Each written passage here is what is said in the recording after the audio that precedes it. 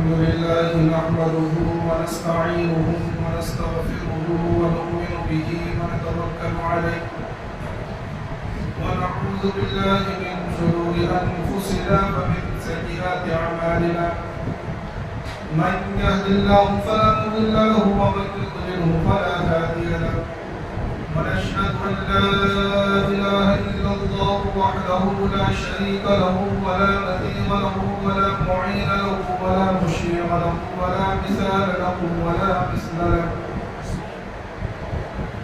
ونشهد أن سيدنا وسندنا وشفيعنا وحبيبنا ومولانا محمد عبده ورسوله أما بعد فقد قال الله تبارك وتعالى في القرآن المجيد والفرقان الحميد فأعوذ بالله من الشيطان الرجيم بسم الله الرحمن الرحيم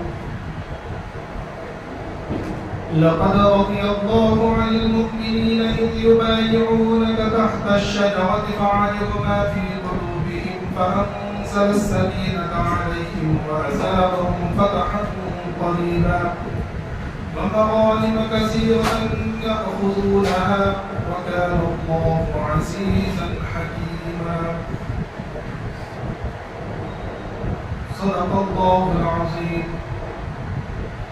اب اس کے بعد شروع ایک مرتبہ بلند آواز کے ساتھ درود شریف اللهم صل على سيدنا مولانا محمد وعلى آل سيدنا مولانا محمد وبارك وسلم كما تحب وترضى عدد ما تحب وترضى يا كريم. میرے محترم بزرگوں اور دوستوں اور ساتھیوں، کئی ہفتوں سے آقا مدنی محمد عربی صلی اللہ علیہ وسلم کی سیرت مبارکہ کا ذکر چل رہا ہے اور ایک ترتیب کے ساتھ چل رہا ہے. حالانکہ آقا مدنی محمد عربی صلی اللہ علیہ وسلم کی سیرت پاک کو اگر بیان کرنا چاہے تو اس کے لیے کئی سال لگ جائے. یہ جو ایک ترتیب چل رہی ہے یہ ایک یوں سمجھ لی کہ جو مشہور واقعات ہیں ان کو بیان کیا جا رہا ہے تاکہ ہمارے دلوں کے اندر آقا مدنی محمد عربی صلی اللہ علیہ وسلم کی سچی محبت پیدا ہو جائے اور وہ محبت بھی ایسی ہو کہ جو نام کی نہ ہو. ایسی محبت ہمارے دلوں کے اندر پیدا ہو جائے کہ جو محبت ہم سے گناہ کو چھڑوا دے، جو محبت ہم سے جھوٹ چھڑوا دے، جو محبت ہم سے بدکاری، زناکاری، ڈکیتی، چوری، رشوت اور سارے گناہوں کو چھڑا دے، وہ محبت ہمارے دلوں کے اندر ہمارے رسول کی پیدا ہو جائے. اور میں تو یوں کہتا ہوں کہ یہ جو میں بیان کر رہا ہوں سیرت کا، یہ میں نے بتایا کہ مشہور واقعات ہیں، ورنہ میں تو یہ کہتا ہوں کہ جن لوگوں کو پڑھنا آتا ہے تو وہ آقا مدنی محمد عربی صلی اللہ علیہ وسلم کی سیرت کی کتابوں کا مطالعہ کرے. جن کو اردو آتی ہے بہت ساری کتابیں، سیرت مصطفیٰ ہے، النبی الخاتم ہے، اصح السیر ہے، رحمت للعالمین ہے، کتابیں ہیں جو مستند کتابیں ہیں اور ان کے اندر اللہ کے رسول صلی اللہ علیہ وسلم کی صحیح سیرت کا تذکرہ ہے. ان کو پڑھیے. عربی زبان کے اندر بھی بہت ساری کتابیں ہیں، انگلش میں بھی ہیں، تو جس کو جو زبان آتی ہے وہ تفصیلی اللہ کے رسول صلی اللہ علیہ وسلم کی سیرت کا تو پڑھیے تاکہ ہمیں معلوم ہو کہ ہمارے پیارے آقا صلی اللہ علیہ وسلم کی زندگی کس طرح کی. بہرحال یہاں جو واقعہ چل رہا تھا وہ یہ تھا کہ غزوہ احزاب کے بعد میں اللہ کی طرف سے حکم ملنے پر اللہ کے رسول صلی اللہ علیہ وسلم نے بنو قریظہ کا محاصرہ کر لیا. یہ وہ یہودیوں کا قبیلہ تھا جو ابھی تک یہاں باقی تھا مدینے کے اندر، ورنہ اس سے پہلے دو قبیلے یہاں سے تلاوت میں ہو چکے تھے، بنو قینقاع اور بنو نذیر. تو اللہ کے رسول صلی اللہ علیہ وسلم نے ان کو سمجھانے کے لیے، بلکہ ان لوگوں نے خود یہ درخواست کی کہ ہم کسی سے مشورہ کرنا چاہتے ہیں تو آپ حضرت ابو لبابہ کو ہمارے پاس بھیج دیجیے.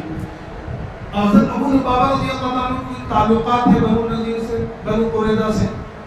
تو جب یہ لوگ گئے حضرت ابو لبابہ وہاں گئے تو یہ لوگ ان کو دیکھ کر جو ہے ان کے پاس دوڑے ہوئے آئے اور بچے اور عورتیں ہونے لگے۔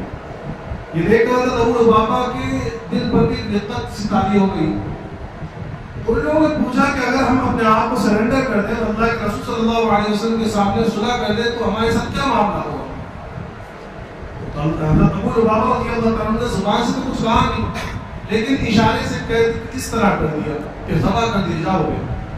فوراً بعد میں یہ ذہن میں آیا کہ یہ تو میں نے اللہ کے رسول کے ساتھ خیانت کر دی کہ آپ نے مجھے بتانے کے لیے تو کہا نہیں تھا، اور فوراً وہاں سے واپس آئے اور اپنے آپ کو مسجد نبوی کے اندر سکون کے ساتھ باندھ دیا اور یہ قسم کھا لی کہ جب تک خود اللہ کے رسول صلی اللہ علیہ وسلم مجھے نہیں کھولیں گے میں اپنے آپ کو نہیں کھولوں گا۔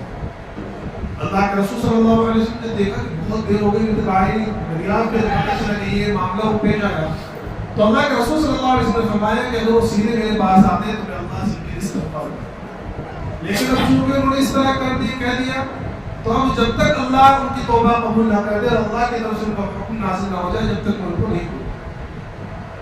یہاں یہ معاملہ پیش آیا۔ یہاں بنو قریظہ کا جو سردار تھا کعب بن اسد، اس نے اپنے قبیلے والوں سے کہا کہ دیکھو میں 3 چیزیں تمہارے سامنے پیش کروں۔ ایک تو یہ کہ ہم جو ہے سارے کے سارے لوگ ایمان لے کے آ جائیں، کیونکہ ہم اچھی طرح جانتے ہیں کہ محمد صلی اللہ علیہ وسلم اللہ کے رسول ہیں اور یہ وہی نبی اور رسول ہے جن کا تذکرہ ہماری کتاب تورات میں ملتا ہے۔ ان لوگوں نے قبول نہیں کیا۔ کہا کہ دوسری بات یہ کہتا ہوں کہ ہم خود اپنے ہاتھوں سے اپنے بچوں کو اور اپنی عورتوں کو قتل کر دیں اور پھر تلوار لے کر مقابلے کے لیے نکل جائیں کہ اگر جیت گئے تو پھر اچھی بات ہے، عورتیں بہت مل جائیں گی، اور اگر مر گئے قتل ہو گئے تو اپنے بچوں اور عورتوں کا فکر نہیں ہوگا۔ انہوں نے یہ بات بھی نہیں مانی۔ تیسری بات انہوں نے کہی کہ یا تو پھر یہ کرو کہ ہم جو ہے اللہ کے رسول صلی اللہ علیہ وسلم سے محمد صلی اللہ علیہ وسلم سے صلح کریں، سرنڈر کر جو بھی ہو۔ بعد میں جو ہے کچھ ایام محاصرہ جب زیادہ ہوا، کچھ ایام ہفتہ بھر گزر گیا، تو ان لوگوں نے کہا کہ ہم صلح کرتے ہیں اور جو فیصلہ آپ کریں گے ہم اس کے لیے قبول راضی ہیں۔ قبیلے خزرج جو مدینے کے لوگ تھے اور جو ایمان والے تھے، انصار صحابہ تھے، انہوں نے کہا کہ یا رسول اللہ آپ نے بنو نذیر کے تعلق سے قبیلے اوس کی بات مانی تھی، ہم بھی چاہتے ہیں کہ ان کا معاملہ ہمارے اختیار میں دیا۔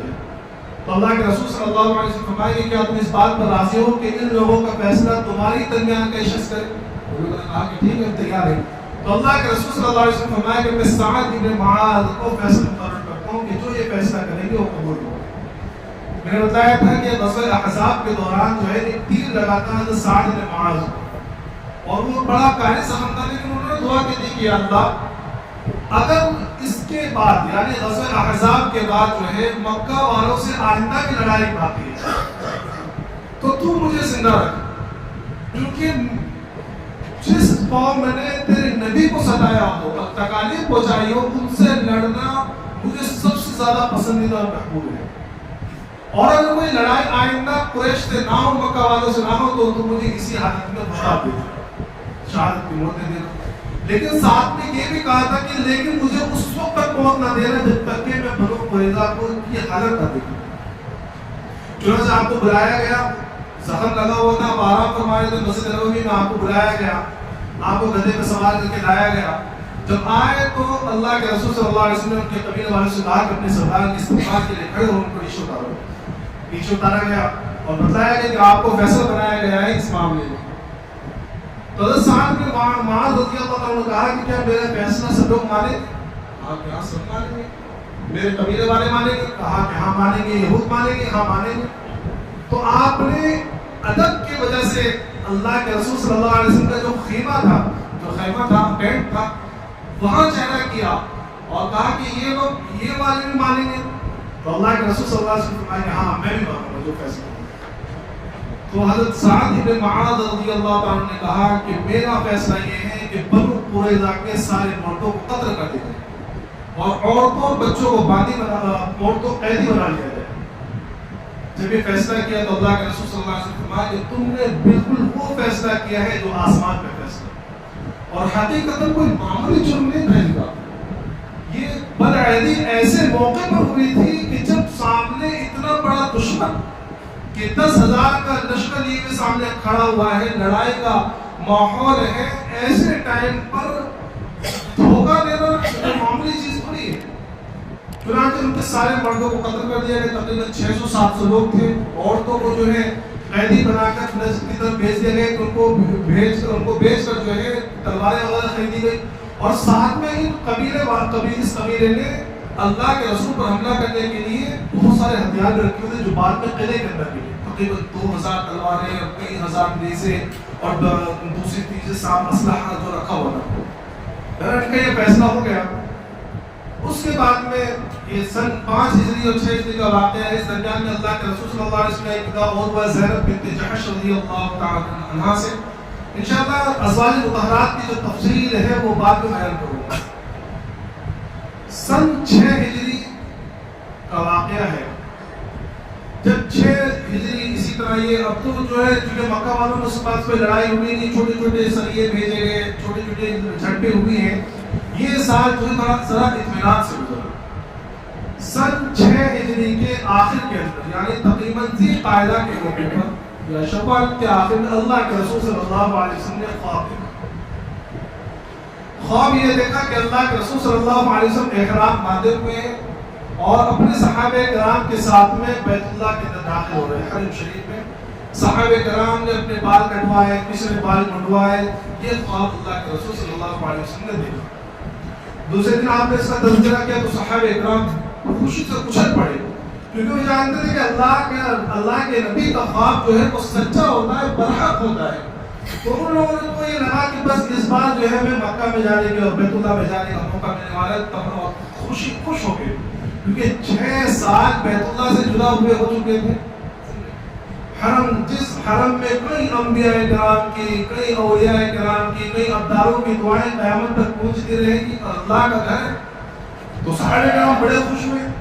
اللہ کے رسول صلی اللہ علیہ وسلم نے بھی ارادہ کیا کہ عمرہ کے لیے احرام باندھا جائے۔ آپ نے عمرہ کے لیے احرام باندھا اور اپنے ساتھ میں 1400 صحابہ کرام کی جمعیت کو لے کر آپ صلی اللہ علیہ وسلم عمرہ کے ارادے سے جن کا ارادہ ہی نہیں تھا، تو کوئی ہتھیار لینے کا سوال ہی پیدا نہیں ہوتا۔ ایک ہی تلواریں جو اس وقت عرب کا ایک یہ ہوتا ہے کہ جس طرح تہذیب دماغی کی تلوار تو ہمیشہ رکھتے تھے، باقی کوئی ہتھیار نہیں تھے، اور ساتھ میں قربانی کے جانور کے حدیث جن کو کہا جاتا ہے۔ اور اللہ کے رسول صلی اللہ علیہ وسلم نے رستے میں ذوالحلیفہ پہنچ کے جب نیت وغیرہ کی تو وہاں ان کے گلے میں قلادہ بھی ڈال دیا تاکہ لوگوں کو پتہ چل جائے کہ ہم عمرہ کے لیے آ رہے ہیں۔ اور اس زمانے کے اندر جو بیت اللہ کے طواف کے لیے عمرہ کے لیے آیا کرتے تھے اس کو کوئی نہیں روکتا، حج اس وقت تک فرض نہیں ہوا تھا۔ جب مکہ والوں کو اس کی خبر پہنچی تو ان لوگوں نے اس کو اپنی عزت کے خلاف سمجھا، اپنی ذلت سمجھا، تو وہ لوگ انہیں لڑائی کی تیاری کر لی کہ ایسا نہیں ہو سکتا کہ محمد صلی اللہ علیہ وسلم اپنے صحابہ کے ساتھ میں آئے اور بیت اللہ کے اندر داخل، ایسا نہیں ہو سکتا، اور لڑائی کی بالکل تیاری کر لی۔ اللہ کے رسول اور ایک دستہ جو ہے خالد بن ولید کی سرداری کے اندر جو ہے 200 سواروں کا ایک دستہ اللہ کے رسول سے کو روکنے کے لیے راستے پہ کھڑا بھی کر دیا، جو مین رستہ ہے وہ راؤل غمید جس کا نام ہے وہاں۔ اللہ کے رسول صلی اللہ علیہ وسلم کو یہ بات بھی معلوم پڑ گئی تو اللہ کے رسول نے الجھنے کے بجائے رستہ کاٹ کر جو ہے حدیبیہ کے مقام پر، حالانکہ حدیبیہ کا جو مقام ہے یہ مکہ کے راستے میں نہیں پڑتا ہے، لیکن اللہ کے رسول صلی اللہ علیہ وسلم کا شروع سے ارادہ یہ تھا کہ عمرہ کرنا ہے، تو لڑائی وغیرہ کے ارادے نہیں، تو آپ نے اور کترانا چاہیے، کوئی بات نہیں، حدیبیہ کے مقام پر آپ ہیں۔ اب اس مقام سے آگے جب آپ بڑھنا چاہیں تو آپ کی جو اونٹنی تھی قصوہ وہ وہی ہوگی، بڑا ارادہ کیا اٹھانے کا لیکن وہ چلنے کو تیار نہیں۔ لوگوں نے کہا کہ قصوہ جو ہے تھک گئی ہے، اللہ کے رسول فرمایا کہ تھکی نہیں ہے، اللہ کے حکم سے ہوگی۔ پھر آپ نے کہا کہ میں قسم کھاتا ہوں اللہ کی کہ واللہ اگر قریش مجھے جس بات کے لیے کہیں گے اگر وہ حرام نہ ہو تو مجھے ساری باتیں بتا۔ تو جب یہ بات کی تو مٹھی فوراً کھڑی ہو گئی۔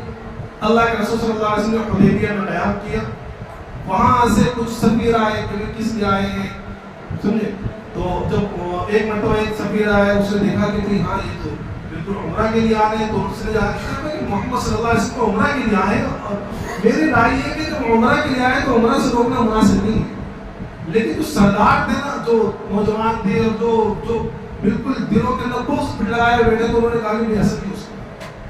وہاں سے پھر حضرت جو ہے عروہ بن مسعود کو بھیجا گیا، بھائی تم جا کے دیکھو، تو جب یہ آئے تو اللہ کے رسول نے فرمایا کہ دیکھو یہ جو ہے قربانی کے جانوروں کی بڑی تعظیم کرنے والا ہے، تو اپنے جانور سامنے کرو۔ صحابہ کرام اپنے جانور سامنے کر دیا، انہوں نے دیکھا کہ ہاں یہ تو قربانی کے جانور ہے، عمرہ کے لیے آئے، تو انہوں نے درمیان میں کچھ بات بھی کی، اور یہ اللہ کے رسول صلی اللہ علیہ وسلم کے پاس آئے، اللہ کے رسول صلی اللہ علیہ وسلم سے باتیں کرنے لگے۔ تو باتیں کرتے کرتے اللہ کے رسول صلی اللہ علیہ وسلم کے چہرے پر ہاتھ لگانے لگے۔ تو اللہ کے رسول صلی اللہ علیہ وسلم کے پیچھے ایک نوجوان کھڑے ہوئے تھے، اور انہوں نے خود پہنا ہوا تھا، چہرہ پہچانا جاتا تو جیسے ہی ہاتھ لگاتے تو ہاتھ پہ مارتا، جیسے ہاتھ لگاتے وہ ہاتھ پہ مارتا۔ جب 2-3 مرتبہ لگایا تو اس نوجوان نے کہا کہ اپنا ہاتھ پر رکھ، تو عروہ ابن مسلم نے کہا کہ کون ہے؟ تو اللہ کے رسول صلی اللہ علیہ وسلم فرمایا کہ تمہارا بھتیجا مغیرہ ابن شعبہ ہے، اور بھتیجا اور سگا چچا سامنے بیٹھا ہوا ہے، لیکن ذرہ برابر بےدبی برداشت نہیں کرتے اللہ کے رسول صلی اللہ علیہ وسلم اپنے چچا۔ تو انہوں نے کو جواب دیا، بہرحال یہ بھی چلے گئے۔ اس اثنا میں اللہ کے رسول صلی اللہ علیہ وسلم نے سوچا کہ ایک سفیر ہمارا بھی وہاں جانا چاہے، تو اللہ کے رسول صلی اللہ علیہ وسلم نے حضرت عمر بن خطاب رضی اللہ عنہ کو بلایا اور کہا کہ تم جو ہے سفارت کے طور پر جو ہے مکہ میں جاؤ۔ تو حضرت عمر بن خطاب رضی اللہ عنہ نے فرمایا کہ یا رسول اللہ، آپ جانتے ہیں کہ میری حالت میں وہاں جاؤں گا، بات بگڑے گی، اور اگر وہ لوگ مجھے تکلیف پہنچانے بھی آئے تو میرے قبیلہ والا کوئی میرا ساتھ نہیں دے گا۔ میری رائے ہے کہ حضرت عثمان بن عفان رضی اللہ عنہ کو بھیجا جائے، اور حضرت عثمان رضی اللہ عنہ بات کرنے کے انداز ان کا ٹھیک ہے، ان کے قبیلے والے وہاں موجود ہیں، اگر ان کو کوئی تکلیف پہنچانا بھی چاہے تو وہ ان کے قبیلے والے آ جائیں گے۔ اللہ کے رسول صلی اللہ علیہ وسلم نے یہ رائے پسند کی، اور آپ نے جو ہے حضرت عثمان بن عفان رضی اللہ عنہ کو سفیر بنا کر وہاں بھیجا۔ حضرت عثمان رضی اللہ عنہ جب وہاں آئے تو آپ نے جو ہے سعید بن عاص ان کی ذمہ پناہ دے کر آپ مکہ میں داخل ہوئے۔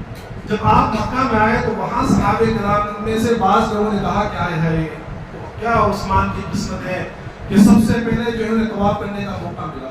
اللہ کے رسول صلی اللہ علیہ وسلم فرمائے کہ نہیں، ایسا نہیں ہو سکتا کہ میرے بغیر عثمان طواف کر لے، کہ جب تک میں طواف نہ کروں عثمان طواف کرنے کا ہو ہی نہیں سکتا۔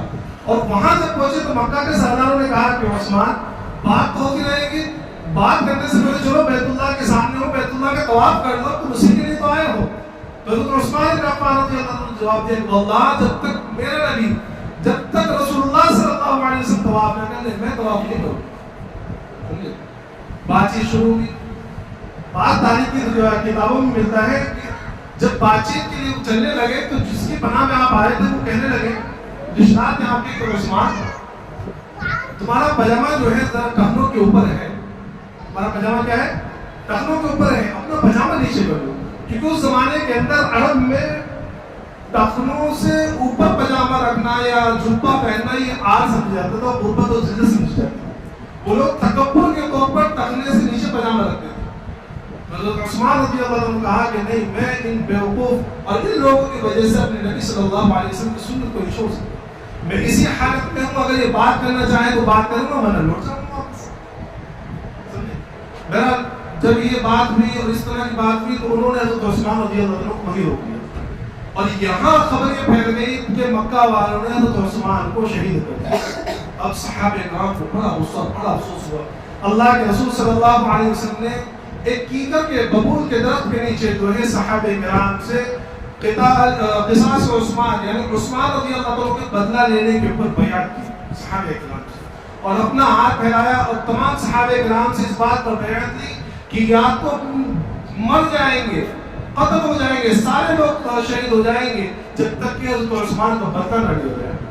جب آپ نے بیعت لی تو سارے 1400 صحابہ کرام نے آپ کے ہاتھ بیعت لی، اور سب سے آخر میں اللہ کے رسول صلی اللہ علیہ وسلم نے اپنا ایک ہاتھ ہم رکھا اور ایک ہاتھ میں کہا کہ یہ عثمان کا ہاتھ ہے، میں عثمان کی طرف سے بیعت کروں۔ یہ حضرت عثمان رضی اللہ عنہ کی بہت بڑی فضیلت ہے کہ اللہ کے رسول صلی اللہ علیہ وسلم نے اپنے ایک ہاتھ کو عثمان کا ہاتھ قرار دیا۔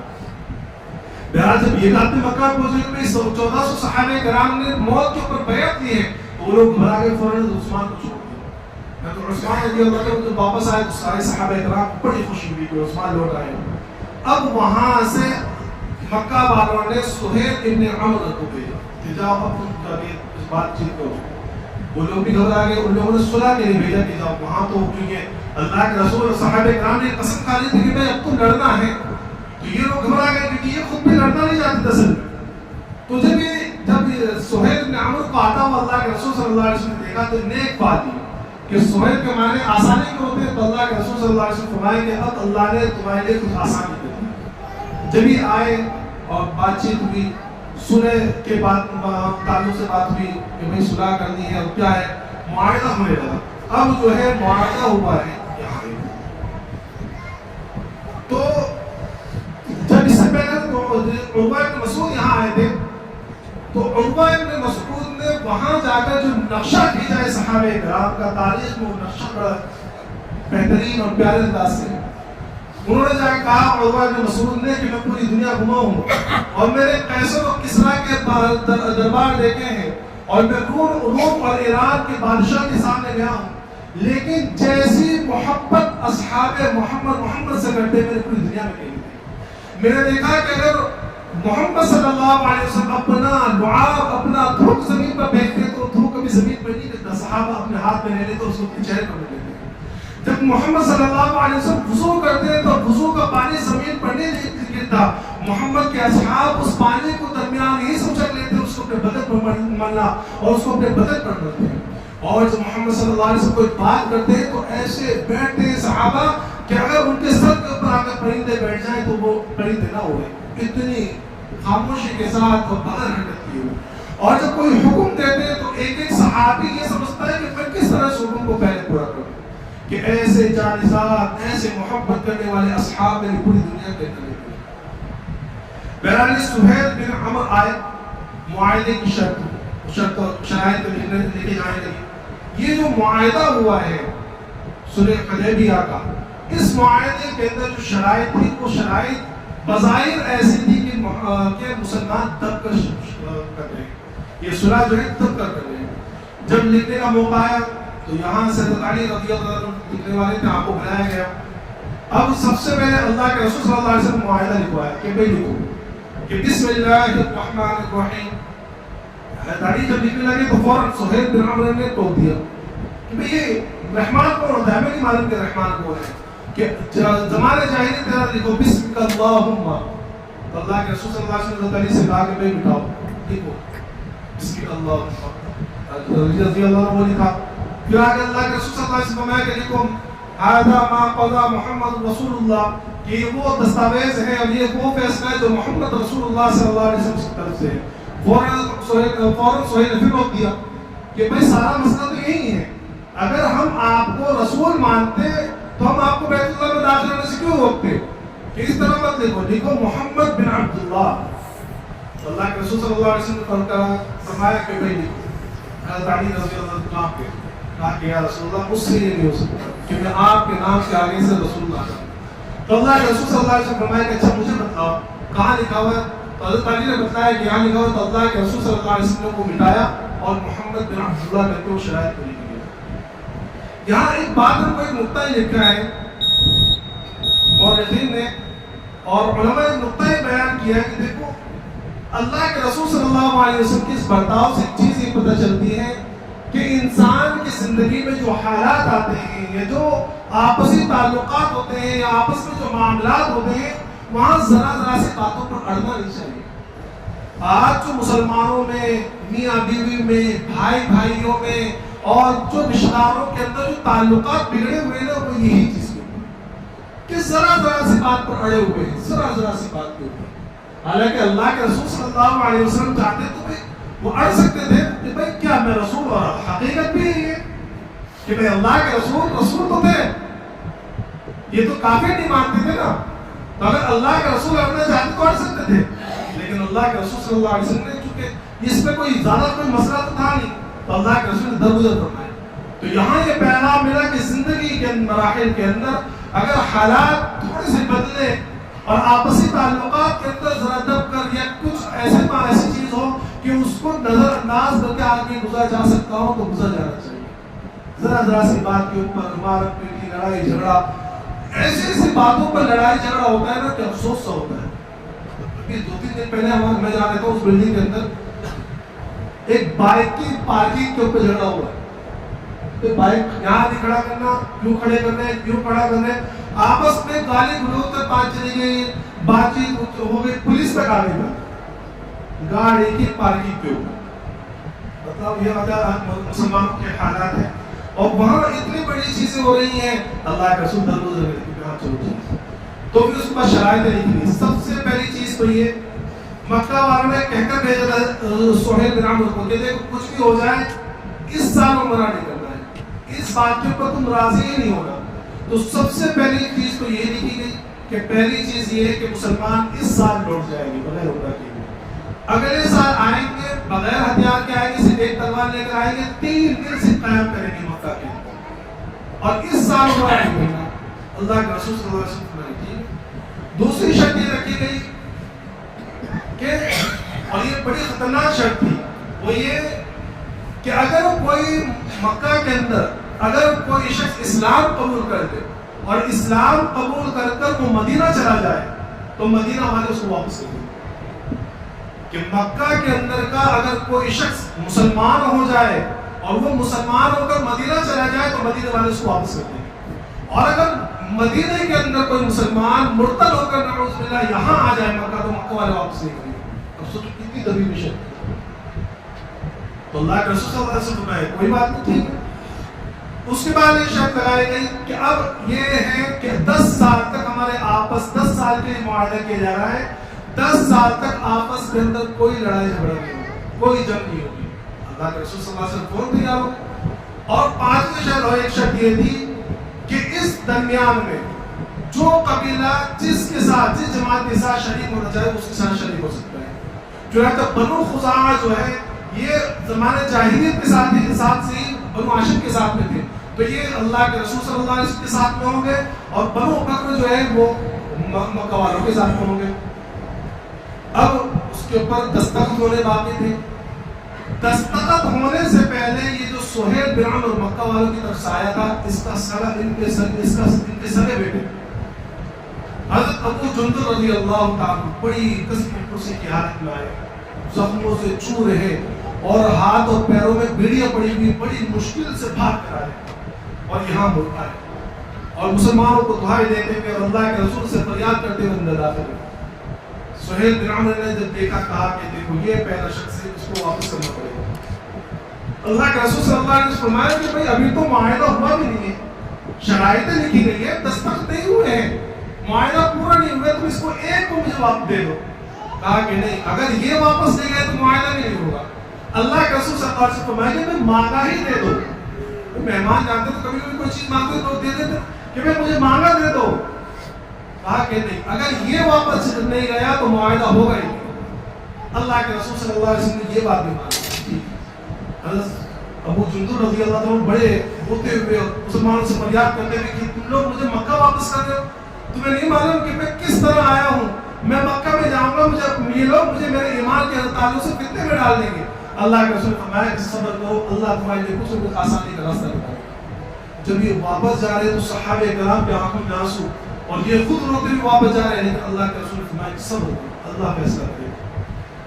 بہرحال دستخط ہوئے اور دستخط ہونے کے بعد میں جو ہے معاہدہ ہو گیا، واپس جا رہے ہیں۔ صحابہ کرام سارے غم سے نڈھا رہے ہیں، اتنے سالوں کے بعد یہاں آئے، اس میں بھی عمرہ کرنا نہیں ملا اور طواف بیت اللہ کی زیارت نہیں ہوئی، سارے لیکن خاموش ہیں۔ لیکن وہاں عمر بن خطاب رضی اللہ عنہ ان سے برداشت نہیں، یہ فوراً جو ہے اللہ کے رسول صلی اللہ علیہ وسلم کے پاس آئے، کہنے لگے کہ یا رسول اللہ کیا آپ رسول برحق نہیں ہیں، آپ نبی برحق نہیں؟ اللہ کے رسول نے فرمایا کہ بالکل میں نبی برحق ہوں۔ فرمایا کہ یا رسول اللہ کہیں کافر اس میں نہیں ہے، غلطی پہ نہیں ہے؟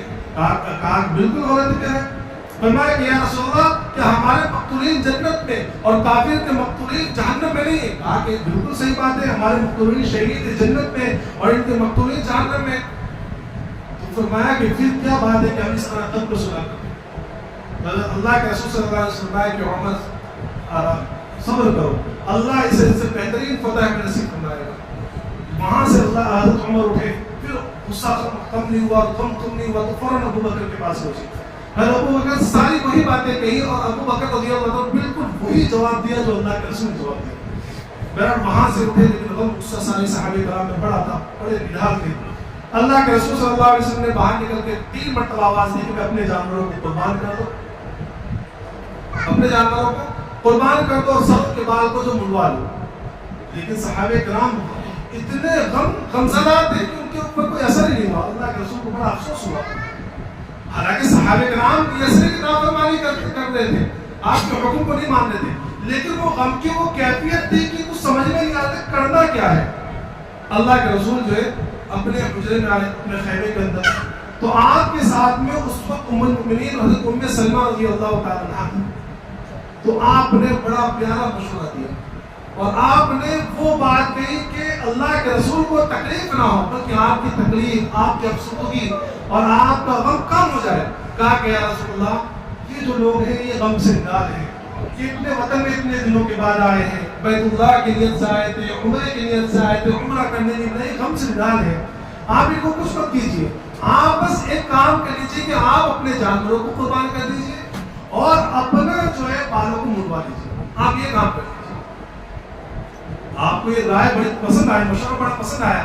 آپ نے اپنے جانوروں کو قربان کر دیا اور اپنے سروں کے اپنے بال کو منڈوا لیا. بس جیسا صحابہ کرام نے دیکھا کہ اللہ کے رسول نے جانوروں کی قربانی کی ہے اور اپنے سر کا حلق کرا لیا, منڈوا لیا ہے, فوراً صحابہ کرام اپنے جانوروں کی قربانی میں کھڑے ہو گئے اور اپنے سر کو منڈوانے کے لیے کہ ایک دوسرے, اور غم اتنا ہے کہ جب بالوں کو منڈ رہے تو کہیں اتنے زخم آ رہے ہیں, خون جاری ہو رہا ہے, غم ہے, پتہ نہیں چل رہا کہ کس نے کیسے کہا میرے بال. بہرحال یہ معاملہ ہوا, وہاں سے روانگی ہوئی. جب روانگی ہونے لگی تو اب رستے میں جو سورہ فتح نازل ہوئی, انا فتحنا لك فتحا مبینا لیغفر لك الله ما تقدم من ذنبك وما تأخر ويتم نعمته ويهديك صراطا مستقيما وينصرك الله نصرا عزيزا. یہ آیتیں نازل ہوئی, پوری سورہ فتح نازل ہوئی اور اللہ نے اس سورہ کو بہت بڑی عظیم اور فتح قرار دیا. دیکھو فتح کیوں قرار دیا اس کو, کیوں یہ فتح تھی اصل میں. یہ جو اس وقت صحابہ کرام 1500 آئے تھے اور اس سے پہلے غزوہ احزاب میں جو لڑنے والے تھے یا جو جنگی صحابہ کرام جو لڑنے والے جنگی فوجی تھے 3000 کے تھا. 3000 سے اس سے پہلے 3000 سے زیادہ صحابہ کرام کی تعداد نہیں لڑنے والے تھے. اور یہ جو صلح حدیبیہ ہوئی ہے اس کے بعد میں مکہ والوں نے صرف 2 سال کے اندر معاہدہ توڑ دیا تھا. آج انشاءاللہ فتح مکہ کے واقعات میں وہ بات آئے گی. 2 سال کے اندر معاہدہ توڑا ہے, لیکن اس 2 سال کے اندر ایمان لانے والوں کی تعداد اتنی تھی جتنا کہ اب تک, یعنی کہ 13 سال مکی زندگی اور 6 سال مدینہ زندگی, کتنے 13 اور 6 19 سال کے اندر جتنے لوگ ایمان نہیں لائے تھے اتنے یہ 2 سال کے اندر ایمان لائے ہیں لوگ. کیوں؟ کیونکہ اس سے پہلے جو ہے عام طور پر لڑائی کا معاملہ چل رہا ہے, مکہ والے کسی کو بات سننے نہیں دے رہے, وہاں سے یہودی پریشان کر رہے ہیں اور یہاں سے یہ ساری چیزیں. لیکن یہ 2 سال جو عمر کے گزرے ہیں, ان 2 سالوں کے اندر اللہ کے رسول صلی اللہ علیہ وسلم جتنے بھی بڑے بڑے بادشاہ تھے, شاہ ایران, شاہ روم اور شاہ یمن اور جتنے بھی بڑے بڑے بادشاہ اور بڑے بڑے گورنر اس زمانے کے اندر تمام کے پاس جو اس دعوت بھیجی, اسلام کی دعوت صحابہ کرام لے کر پہنچے. اور اس درمیان میں بہت لوگ ایمان کے اندر جگہ بات نکلے, قبیلے کے قبیلے آ کے ایمان کے اندر داخل ہوئے. یہاں تک کہ جب 2 سال کے بعد معاہدہ ٹوٹا, اور وہ معاہدہ بھی صحابہ کرام کی طرف سے, مکہ والوں کی طرف سے. تو سب سے پہلی فتح تو یہ, تو 2 سال کے بعد جب فتح مکہ ہوا تو فتح مکہ کے اندر صحابہ کرام کے لشکر کی تعداد 10,000 تھی. کتنی؟ 10,000 صحابہ کرام صرف 2 سال کے اندر. اس میں یہ ایک فتح. دوسری اللہ کے رسول صلی اللہ علیہ وسلم کے تعلق سے آگے کیا آئے تھے نا, لیغفر لک اللہ ما تقدم من ذنبک وما تأخر, کہ اللہ نے آپ کے اگلے پچھلے سارے غلطیوں کو, سارے کوتاہیوں کو معاف کر دیا. کہ بظاہر جو ایسا لگ رہا تھا کہ اللہ کے رسول نے بڑی دب کے سنے کی ہے تو ہو سکتا ہے خدا نہ خواستہ گناہ تو نہیں, لیکن کبھی غلطی بھی ہو سکتی ہے کہ نبی سے غلطی نہ ہو جائے. تو اللہ نے صاف کر دیا کہ اللہ کے رسول سے کوئی غلطی نہیں ہوئی ہے, اور اگر بالکل کبھی غلطی ہو بھی گئی تو اللہ کی طرف ساری غلطیاں معاف. تو اللہ کی طرف سے اعلان صاف صاف. اور اس کے بعد جو نعمت کا ذکر ہے وہ نعمت یہی ہے کہ اس کے بعد امن و سکون ہوا, اور بعد 2 سال کے اندر اللہ تبارک تعالیٰ نے فتح مکہ کر دیا. یہ صلح حدیبیہ کا وہ ہے. اب اللہ کے رسول صلی اللہ علیہ وسلم سارے صحابہ مکہ کے اندر آ گئے. جب مکہ کے اندر آئے تو ایک اور صحابی جو ہے مدینے سے بھاگ کر آئے جن کا نام وسیع. جب یہ مکہ میں آئے تو ان کے پیچھے مدینے میں آئے تو ان کے پیچھے میں مکہ والوں نے 2 لوگوں کو بھیجا کہ معاہدے کی شرط کے اعتبار سے جو ان کو واپس کیا جائے. اللہ کے رسول صلی اللہ علیہ وسلم نے ابو بصیر سے کہا کہ معاہدے کے روز واپس جانا پڑے گا. انہوں نے بڑی دعائیں دی کہ یا رسول اللہ میرے ساتھ بڑا ظلم ہو رہا ہے وہاں, لیکن اللہ کے رسول نے کہا کہ معاہدہ یہ ہے کہ تم کو واپس جانا پڑے گا, تو یہ واپس کر دیے. اب جب یہ حلیفہ کے پاس پہنچے ہیں, وہاں رستے میں پہنچے تو وہاں کھانا کھانے کے لیے لوگ تینوں بیٹھے, تو انہوں نے وہ جو دو کافی مشرک ان سے کہا کہ ایک سے کہا کہ تلوار تو بڑی پیاری ہے, بڑی اچھی تیز لگ رہی ہے, بڑی خوبصورت لگ رہی ہے. اور لوگ جو رہتے ہیں نا کہ ڈینگ مارنے والے اور شیخ بتانے والے کو کہا ہاں بڑی اچھی تلوار ہے, میں بڑا تجربہ کر چکا ہوں. تو انہوں نے کہا کہ بتا کہ تلوار کیسی ہے, تو اس میں بھی شیخ نے لو دیکھو کیسی تلوار ہے. بس جیسے ہی حضرت ابو بصیر کے ہاتھ میں تلوار ایک پہلا وار کے اس کو گردن اڑائی. اب جب پہلے کی گردن اڑائی تو دوسرے نے دیکھا کہ ایک تو گیا کہ اب بھاگا فوراً اور بھاگتے لگے اللہ کے رسول کے سامنے کہ یا رسول اللہ محمد صلی اللہ علیہ وسلم بچا لی. پیچھے میں حضرت ابو بصیر, تو حضرت ابو بصیر نے کہا کہ یا رسول اللہ آپ نے اپنا وعدہ پورا کر دیا, مجھے واپس کر دیا تھا, اب میرے تو رستے میں یہ کیا نا, آپ کے اوپر کوئی شبہ نہیں ہے. تو اللہ کے رسول فرمایا کہ بھائی اس کی کوئی مدد کرنے والا ہے تو لڑائی بھڑکا دے گا.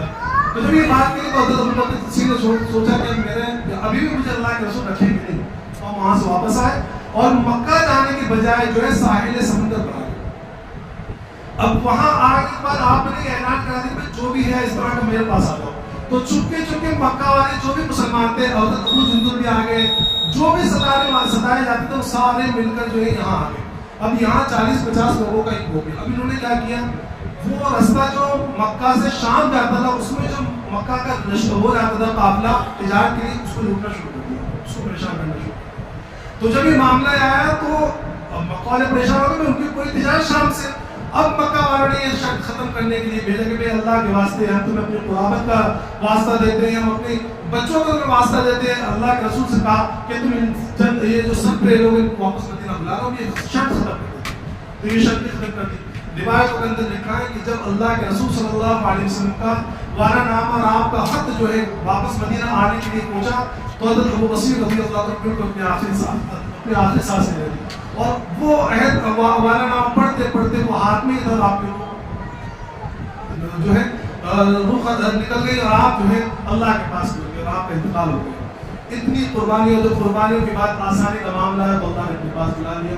یہ قربانیاں صحابہ کرام نے ایمان کے تعلق سے دی ہیں, اور وہ جان ساری اور وہ اپنے ایمان کو بچانے کے لیے صحابہ کرام نے وہ قربانیاں دی ہیں کہ رہتی دنیا تک مثال پیش کر دی. اور ہم جیسے نالائقوں کو یہ بتلا دیا کہ اگر تمہارے اوپر ذرا تھوڑی بہت پریشانی آ جائے تو اس کو ذرا برداشت کر لینا اور اپنے ایمان کو چھوڑ لینا. اللہ تبارک و تعالیٰ تمام کو سیرت پاک کو عمل کرنے کی توفیق عطا فرمائے. باخ و تعالیٰ الحمدللہ.